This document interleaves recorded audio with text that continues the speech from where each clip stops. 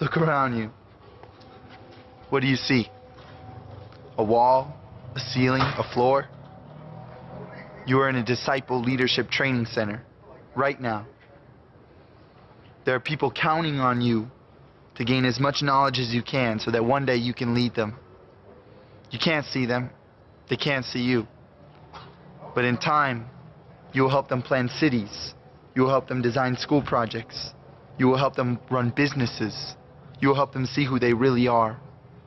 You will help them learn the gospel of Jesus Christ. The work of the world isn't done by extraordinary people. It's done by ordinary people who've learned to work in extraordinary ways. President Gordon B. Hinckley.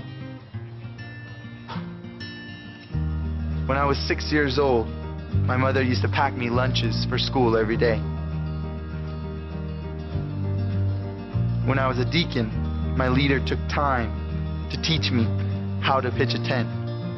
Every day at school, my teachers prepare me for the world. Life is made up of small choices and random encounters with friends, family, and strangers, all of whom help slowly shape us into the people we are today. My life has been far from perfect, but I'm a better person today because of the ordinary people who've helped me in extraordinary ways. Ordinary people who consistently and diligently do simple things will produce extraordinary results. Elder David A. Bednar.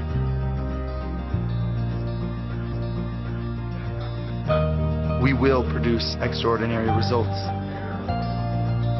President Henry B. Eyring has promised us, he's promised you to have the capacity to influence others. He's promised that you'll be a lifter, a teacher, and a leader.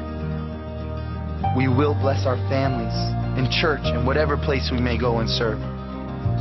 These promises are powerful. We need to be consistent and diligent in order to produce extraordinary results. You can be a disciple leader. What results will you produce?